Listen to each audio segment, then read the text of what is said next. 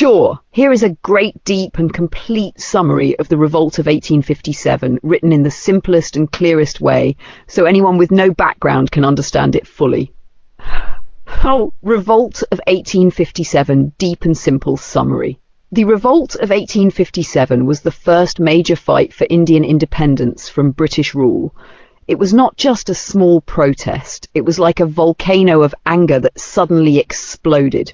This anger had been building for years because of the unfair, disrespectful and greedy rule of the British in India. One immediate cause, spark. In 1856, the British introduced a new gun called the Enfield rifle. To use it, Indian soldiers, sepoys, had to bite open a cartridge with their mouth. Soon, a rumour spread in January 1857 that the cartridge was greased with cow and pig fat. For Hindus, the cow is sacred, holy. For Muslims, the pig is forbidden, impure. So this act was deeply insulting to both religions. It felt like the British were attacking their faith. The soldiers asked for an investigation, but British officers ignored their fears and forced them to use the cartridges. On the 29th of March 1857, a soldier named Mangal Pandey from Barakpur refused to use the cartridge and attacked a British officer. He was later hanged, but his brave act inspired others. Two deeper reasons, long-term causes. The cartridge issue was just the trigger. There were many deep problems that made Indians angry. A. Political. The British were taking over Indian kingdoms using unfair laws like the Doctrine of Lapse. Even great rulers, Rani Lakshmibai, lost their lands. B. Economic. British policies ruined Indian businesses and made people poor. Farmers were forced to pay heavy taxes even during bad crop seasons. Craftsmen and workers lost jobs because British goods replaced Indian ones. C. Religious and cultural. Indians believed the British were trying to destroy Indian religions and spread Christianity. British didn't respect Hindu and Muslim customs. D. Military. Indian sepoys were paid less than British soldiers. They were treated badly and given less respect. They were forced to go to far lands, which went against some religious beliefs. 3. Where and how the revolt spread.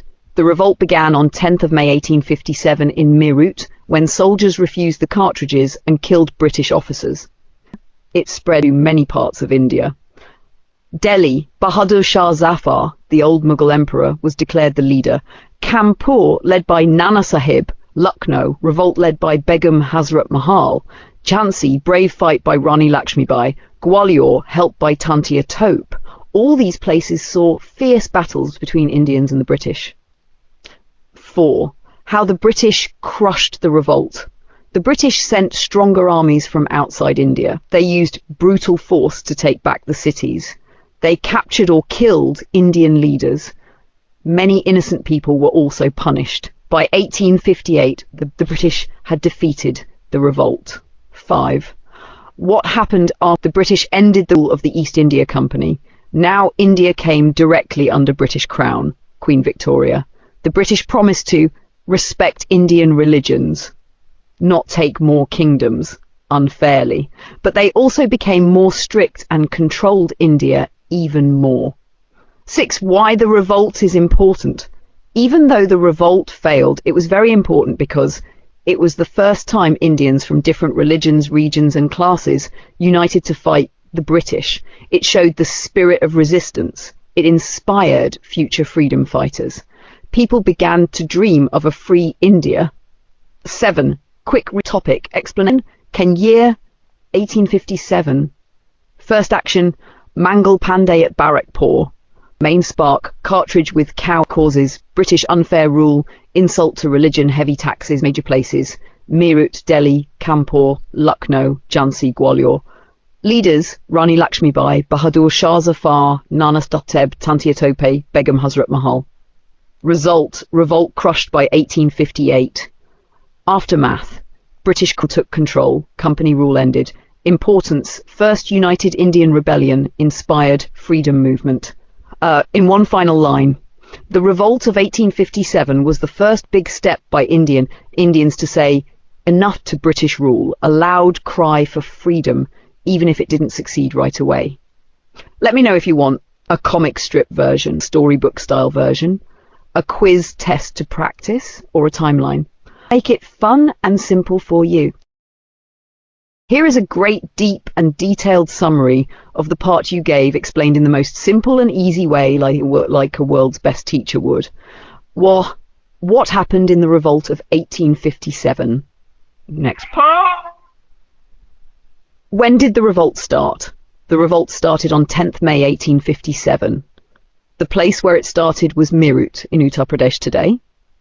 Why did the revolt start in Meerut? The British gave new Enfield rifles to Indian soldiers called sepoys. To use this rifle, the soldier had to bite the cartridge before loading. A rumour spread that the cartridge was greased with cow fat and pig fat. Hindus believed cow is not be harmed. Muslims believed pig is unclean and must not be touched. So both Hindu and Muslim soldiers got angry. They believed the British were trying to attack their religions.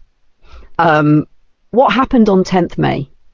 The 3rd Native Infantry, an Indian Army unit in Meerut, refused to touch the cartridges, rebelled openly. They fired at their British officers. They freed Indian soldiers from jail, who were also punished earlier. Then they marched towards Delhi.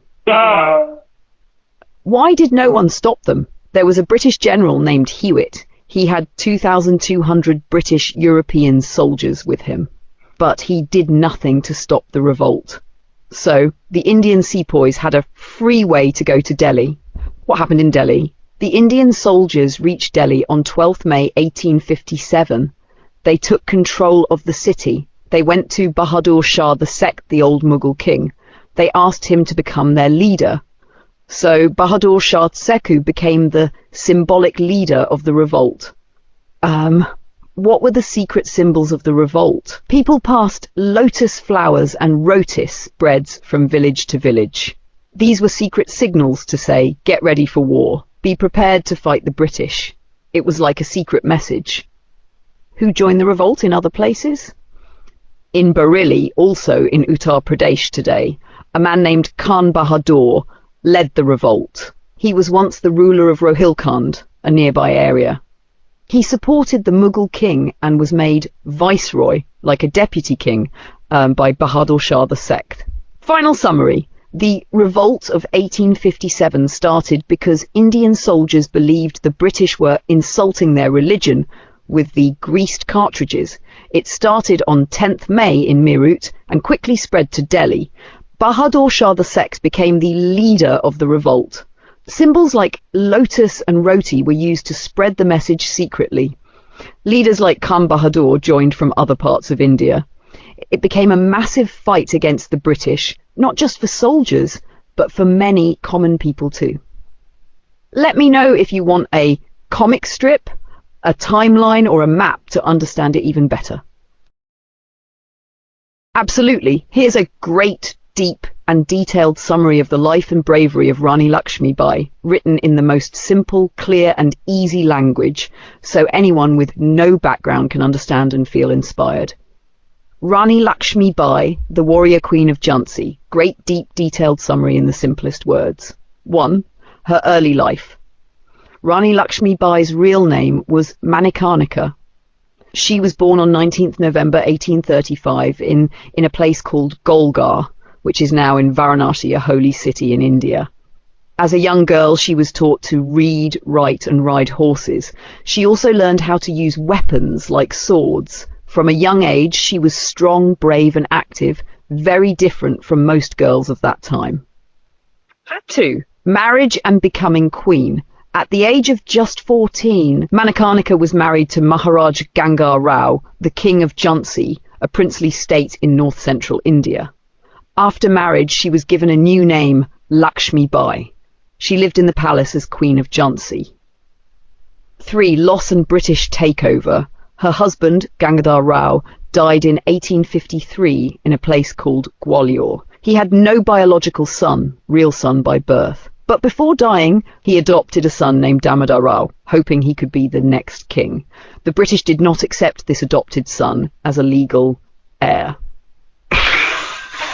4. Doctrine of lapse, British trick. The British officer Lord Dalhousie had a rule called the Doctrine of Lapse.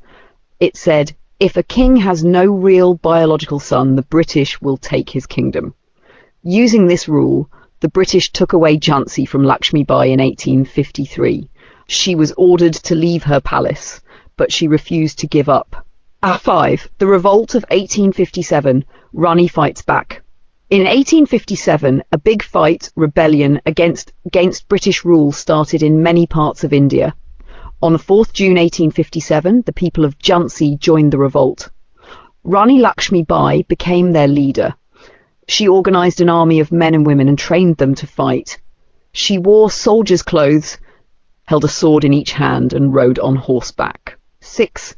Fierce battles against the British. She fought against the British general Hugh Henry Rose. She fought bravely, even when she had fewer soldiers and weapons.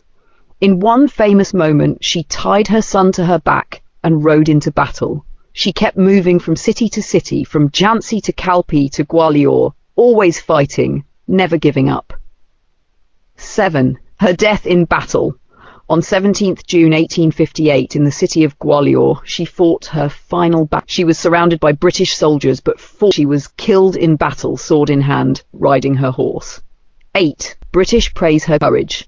After her death, General Hugh Rose, the British commander, said, among the Indian rebels, the woman lying here is the only man.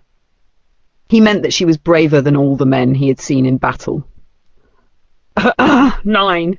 Why Rani Lakshmi Bai is a hero. She fought not for herself, but to protect her people, her land, and her son. She showed that women can be as brave and powerful as any man. She became a symbol of courage, freedom, and India's fight for independence. Even today, people remember her as one of the greatest heroes of India. Final simple recap table, topics, details. Born 19th of November 1835, 5, Varanasi, real name Manikarnika. Married at age 14 to King Ghatna. Chat, British takeover, 1853, using Doctrine of Lapse after husband's death. Revolt started 4th of June 1857 in Jhansi. She led the fight. Died in battle 17th in June 1858, fighting General Hugh Rose at Gwalior. Famous quote, "The woman lying here is the only man." Hugh legacy. Symbol of bravery, woman warrior, and India's freedom struggle. Would you like a comic strip, story version, quiz, or timeline of this next? I can make this as visual or fun as you want. Just let me know. Here is a great, deep and detailed summary of the full explanation you asked for about the revolt of 1857 in Lucknow, Kanpur and Bihar, written in the simplest and clearest way possible. Summary of the 1857 revolt. Lucknow, Kanpur and Bihar. 1. Lucknow, led by Begum Mahal. Begum Hazrat Mahal was the wife of Nawab Wajid Ali Shah. When the revolt started in Lucknow on the 30th May 1857, she bravely took charge. Her young son Asad was made the king, Nawab, and she became the real leader handling everything. She bravely fought the British and ruled the city for months. But on the 21st March 1858, the British, with help from the Gurkha soldiers, attacked and took back Lucknow. Why this is important? Begum Hazrat Mahal was one of the few women leaders in the revolt. She fought not just for her son, but for her country. 2. Kanpur, led by Nana Tatia Tope. In Kanpur, the revolt began on the 5th June 1857. Nana Sahib, real name Nana Dondupant, was the adopted son of the Maratha king Baji Rao II. He was angry with the British because they refused to give him pension after his father's death. He declared himself the Peshwa chief leader and led the revolt in Kanpur. Tatia Tope, his friend and chief military commander, helped him a lot. Tatia Tope was called the ambassador of the revolt because he carried the message of freedom to many places. His real name was Ramchandra Pandurang. Sadly, he was betrayed by a close friend named Man Singh, and the British caught him in a forest. He was brought to Shivpuri, and on 18th April 1859 he was hanged to death by the British. Why this is important? Nana Sahib and Tatia Tope were among the strongest fighters in North India. Their friendship, bravery and sacrifice became symbols of resistance. 3. Bihar, Jagdishpur, led by Kunwar Singh. Kunwar Singh was an old but brave landlord from Jagdishpur in Bihar. He belonged to the Shahabad district, now called Bhojpur district. Even at the age of 80, he took up arms and fought against the British with full strength. He moved from one place to another, organising freedom fighters, and gave a tough time to the British Army. Why this is important? Kunwar Singh showed that age does not matter when it comes to courage and love for the country. Key takeaways. Leader, place, role in the revolt. Special note, question. Begum Hazrat Mahal, Lucknow. Took charge. Ruled in place of her son, one of the boldest women leaders. Nana Sahib Kampur led revolt, declared Peshwa, angry over British pension denial. Tatia Tope Kampur, military commander and rebel messenger, betrayed and executed in 1859. Kunwar Singh, Bihar, elderly warrior from Jagdishpur, fought even in old age with bravery. Let me know if you'd like comic strip illustration of this, timeline chart, map of their areas, quiz for revision, or any other help. Here's a very deep and detailed summary of your passage in the simplest and easiest to understand language, like you're a complete beginner learning about the 1857 revolt in India. Kunwar Singh, the hero of Bihar. Who was he? Kunwar Singh was a brave and respected leader from Jagdishpur, a town in Bihar. He came from Shahabad district, which is now called Bhojpur district in Bihar. What did he do?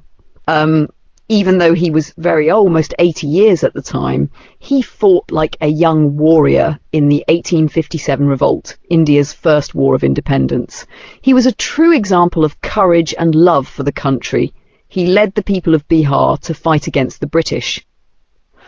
Why is he remembered? He is remembered for being brave, selfless, and a great leader from Bihar. Even when he was injured badly in battle, he cut off his wounded hand himself and kept fighting. That shows his strong will and patriotism. Dewan Maniram Dutt, the leader in Assam. Who was he? Maniram Dutt, or Dewan Maniram, was an important official Dewan in Assam, a northeastern region of India. He loved his culture, land and people. What did he do? In 1857, Maniram Dutt wanted to bring back the old kings of Assam. So he declared a prince named Kanda Peshwa Singh as the king. Kanda Peshwa Singh was the grandson of the last king of Assam. What happened next? Maniram started a revolt against the British in Assam, but sadly he was caught by the British. Because he supported the revolt, he was hanged, given death punishment.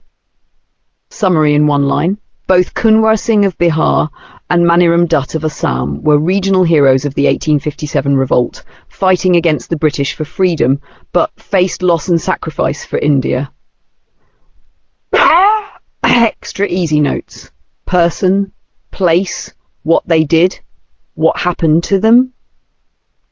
Kunwar Singh, Jagdishpur, Bihar, fought bravely in the 1857 revolt, died after showing great bravery. Maniram Dutt, Assam, declared old royal family back in power, caught and hanged by British. Let me know if you want comic strips or drawings for this too. Here is a great deep detailed summary of your passage in the simplest easiest English, like you are just starting to learn. Revolt of 1857, heroes, events and helpers of British. 1. Thakur Kushal Singh of Arwah. Who was he? A brave leader from Arwah, a place in Rajasthan. What did he do? He fought and defeated a combined army of the British and the Jodhpur state. He was successful in his battle, at least for some time. Maulavi Ahmadullah Shah. Who was he? A strong leader of the revolt from Faizabad, near Lucknow. Where was he born? In Arcot, Tamil Nadu, South India. What did he do? He moved to Faizabad. He told people of all religions, Hindus and Muslims, to unite and fight together against the British. He wanted to remove the British from India. What did the British say about him? He was very brave. He had strong will. He never gave up. He was called the best fighter among the rebels. A reward of 50,000 was announced to catch him. This means the British were very scared of him. 3. Mirza Ghalib. Who was he? A famous Urdu poet. When was he born? On 27th of December 1797 in Agra. When did he die? On 15th of February 1869 in Delhi.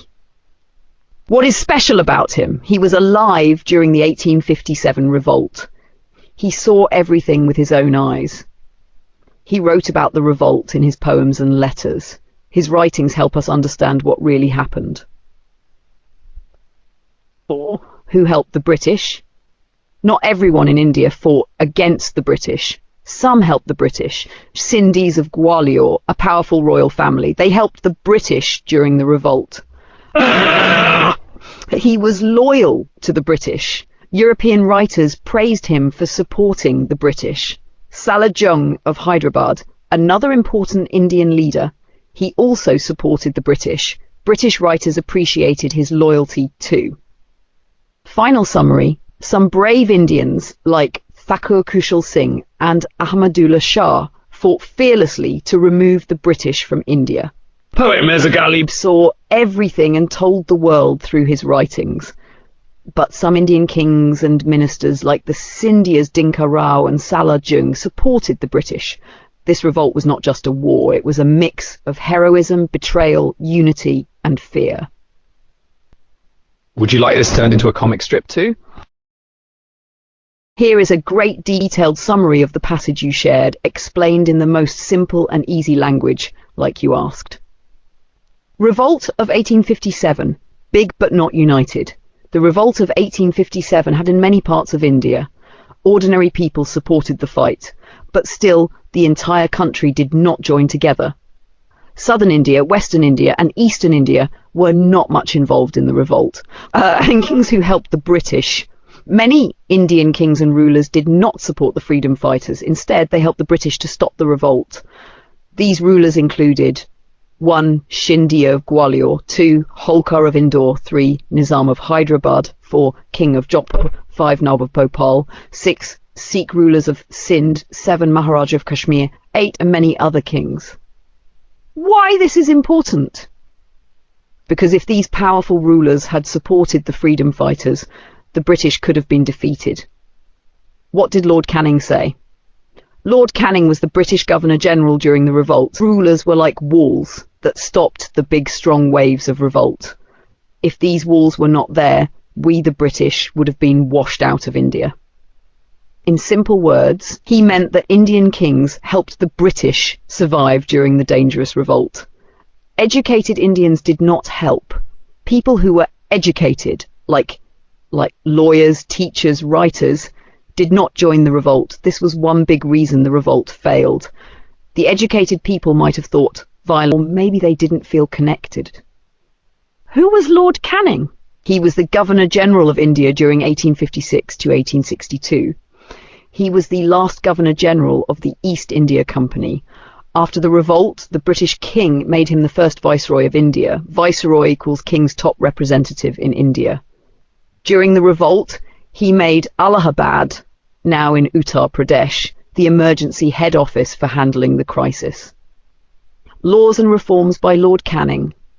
1. Judicial reforms, law system. He passed a law called the Indian High Court Act. This law set up high courts in Bombay, Mumbai, Calcutta, Kolkata. 2. Social reforms, helping society. He passed the Widow Remarriage Act in 1856. This law allowed widows, women whose husbands died, to marry again. Earlier, society didn't allow this. Final summary, in one glance. Topic, simple explanation. Revolt of 1857. Big revolt, many people joined, but not full India.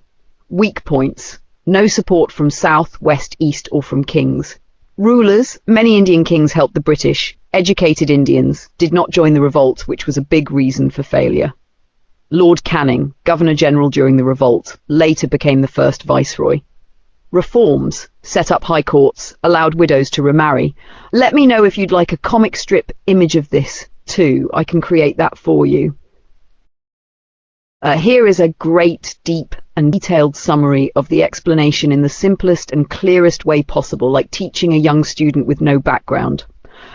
The Revolt of 1857, a deep and simple summary. What happened in 1857? In 1857, Indian soldiers called sepoys who worked for the British East India Company started a revolt, a big angry fight. This revolt quickly spread to many parts of North and Central India. Indian kings, soldiers and common people joined the fight because they were unhappy with British rule. Why did it happen? The people were angry for many reasons. One, religious reasons. Sepoys were given rifle cartridges greased with cow and pig fat, which hurt both Hindu and Muslim feelings. 2, land and power. Indian kings and landlords lost lands and power due to British policies. 3, unfair treatment. Indians paid less and disrespected. 4, British officers didn't respect Indian traditions or beliefs. 5, taxes and rules. The British taxed people heavily and made strict laws. What did Indian thinkers say?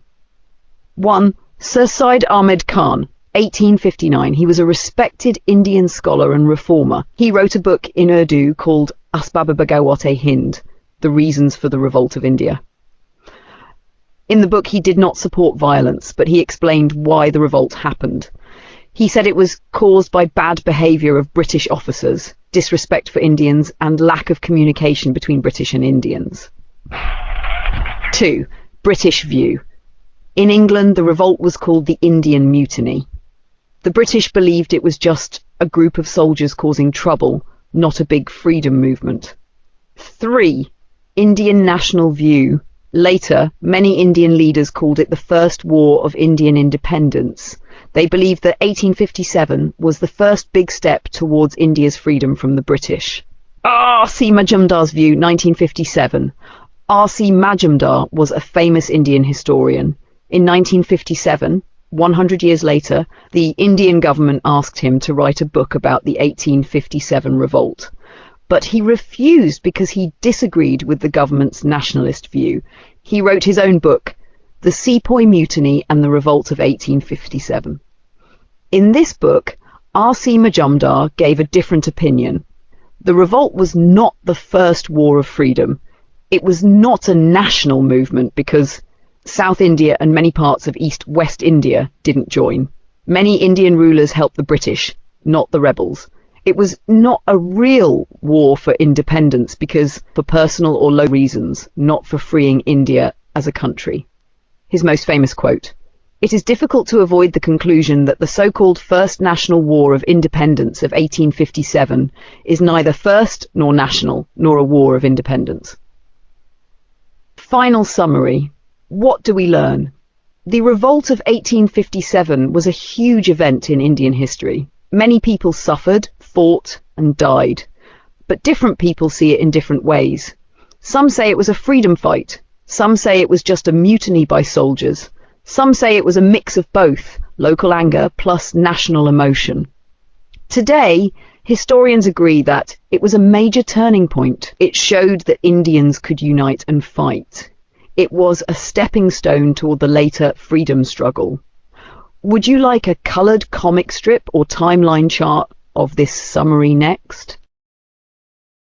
Here is a great, detailed summary of the topic, Aftermath of the Revolt of 1857, written in the simplest and clearest way possible so that even a young student understands it fully. Great detailed summary, what happened after the Revolt of 1857. Background. The Revolt of 1857 was a huge rebellion by Indian soldiers, sepoys and many Indian kings against British rule. It shook the British Empire badly and made them realise that they could lose India if they didn't make serious changes. So after they crushed the revolt, they made big changes in 1. Political control, 2. Army organisation, 3. Relations with us and people. 1. The most important change, Queen's Proclamation of 1858, date 1st November 1858. Who made it? Queen Victoria of Britain through Lord Canning, the first Viceroy of India. What did the proclamation say? 1. East India Company's rule ends. The British government removed the East India Company from power. The British Crown Queen Victoria would now directly rule India.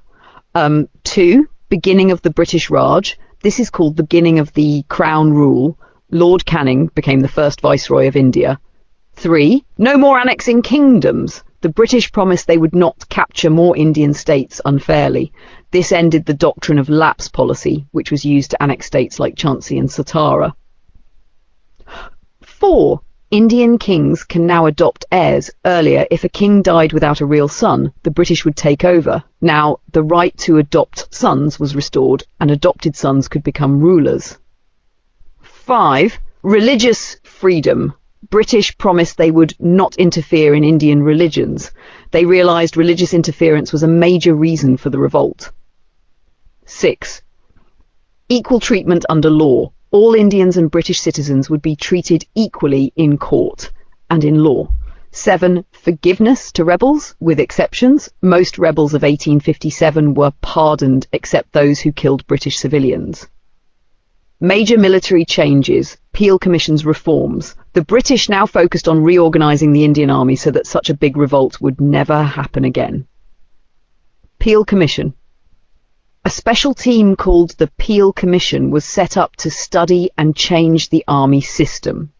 Changes made in the army. 1. Reduce Indian soldiers, sepoys. British reduced the number of Indian soldiers. Before the revolt, Indian soldiers 238,000, British soldiers equals 45,000. After reforms, Indian soldiers equals 140,000, British soldiers 65,000. 2. Increase British soldiers. More white British soldiers were added to prevent any future United Indian Rebellion. 3. Divide and rule policy in the army. Indian soldiers were recruited from different castes, religions, and regions to prevent unity. Mixed regiments made it hard to plan revolts together. 4. Recruitment based on loyalty in 1857. British chose soldiers mainly from communities that remained loyal in 1857. Sikhs from Punjab, Gorkhas from Nepal. They stopped recruiting from regions like Bengal and Awadh, where revolt had started. 5. British-Indian soldier ratio. In Bengal, for every 1 British soldier, there were 2 Indians, 1.2. In Madras, 1 British to 3 Indians, 1 to 3. 6. British-controlled weapons and forts. All important weapons, guns and fortresses were kept under British control only. 3. Important name to remember, John Bennett Hersey. Who was he? A British officer in the Indian Army. Where? Stationed in Barrackpore, where the first signs of the 1857 revolt appeared. Why important? He was the officer in charge during the early sepoy unrest. Final result. India became a British colony before 1857, after 1857, ruled by East India Company, ruled by British Queen. British kept expanding empire, no more annexation, Indians treated unfairly in law, equal law promised. Indian kings couldn't adopt heirs. Now adoption allowed, British interfered in religion. Now army mostly Indian, more British soldiers, army united in religion caste, now divided to prevent unity. Conclusion, what we learn. The revolt of 1857 changed everything. It ended company rule, started crown rule, and made the British act more carefully and cleverly. They realised they must keep Indian kings happy, people's religions safe, army weak and divided, British soldiers strong and ready. The Queen's proclamation was like a peace treaty, while the Peel Commission was a defence plan. Would you like a comic strip or timeline of this summary? I can make it visual for easier memory. Here is a great, deep and detailed summary in the simplest English of the information you provided. Main topic, why the revolt of 1857 failed and who was involved. Viscount Prime Minister, main leader of England. His job was to run the British government. He was PM 2 times, 1 from 1855 to 1858, 2 again from 1859 to 1865. That means he was Prime Minister during the time of the revolt of 1857. Why the revolt of 1857 failed? Let's break down the main reasons. 1. Poor planning. The revolt was not well organised. People didn't have a clear plan or a strong central leader to guide everyone. Example, like players in a football team without a captain running in different directions. Act 2. No common goal. The fighters, mutineers, didn't fully understand how the British ruled them. They didn't know what they were truly fighting for. They didn't have any clear ideas, any future plan, any political belief or vision for India, any alternate system to replace the British rule. Like trying to remove a king without knowing who or what will come next. 3. No unity among Indians. Indians from different parts of the country did not fight together. Many fought only for their own local leaders or kingdoms, not for the whole country. Example, like pieces of a puzzle not fitting together. Modern nationalism, idea of India as one united country, was not known at that time. So people weren't thinking they were thinking, let's save our town or ruler. Who died in the revolt? General John Nicholas, a British general, died on the 14th September. Important to remember, he was one of the British officers involved in stopping the revolt. Simple summary. Viscount Palmerston was the British PM during the revolt. The 1857 revolt failed because it was not planned well, had no strong leadership, and Indians were not united. People didn't fight for India as a whole, they fought for personal or local reasons. General John Nicholas, a British military leader, died in this revolt. If you'd like a comic strip or diagram for this part too, just say so. Here is a great, deep and simple summary of the information you shared about the revolt of 1857, broken down in easy English, like you're learning it for the first time. Summary of the key events and opinions about the revolt of 1857, explained simply like you are new to history. 1. Died in the revolt. General John Nicholas, he died on 14th September 1857 while trying to take back Delhi from Indian rebels. Delhi was a very important city and the British wanted to control it again. Sir Henry Lawrence, Major General Harlock and General Neil, all three died in Lucknow, another important place, while protecting the British residency, a place where British officers and families stayed. Different opinions about the revolt. People in history had different views about what the revolt of 1857 really was. Let's break it down. A. Was it a conspiracy? Meaning a secret plan. Sir James Outram and W. Taylor. They said, this revolt happened because Muslims made a planned conspiracy, and they used Hindu concerns to spread it. This means they believed Muslims started it, but tried to pull in Hindus by using their anger too. B. Just a sepoy mutiny, meaning only a problem inside the army. Seeley. They said it was just a sepoy mutiny. Sepoys were Indian soldiers in the British Army, so they believed only the soldiers rebelled, not common people. C. Civilized versus barbaric. He said it was a war between civilization and barbarism. This means he thought British rule was good and modern and the revolt was wild and uncivilized. D. First War of Independence. V.D. Savarkar, a freedom fighter and writer, he wrote a book called The Indian War of Independence, 1857. He said, this revolt was not just a mutiny, but an organized fight for freedom. He called it the First War of Indian Independence. He believed Indians of all religions and regions came together to fight British rule. 3. Who was the government historian? Surendra Nath Sen. He was a government-supported historian, a person who writes history. He wrote a book called 1857 in 1957. This book explained what happened in the 1857 revolt. Simple analogy, like a story. Think of a school where teachers, British, are very strict and unfair. One group of students, sepoys, gets angry and starts a fight. Some say only that group fought, like John Lawrence. Others say a secret group planned this and made others join, like Outram. A few say all students came together to remove unfair teachers. And the school writes a history book later to explain the incident, like Surendranath Sen. Final takeaway, important point. The revolt of 1857 was seen differently by different people. Some called it just a soldier revolt. Some thought it was a planned attack, some thought it was chaos, and some believed it was the first big step for India's freedom. All these views are important to understand the many sides of India's history. Would you like this in comic strip form too?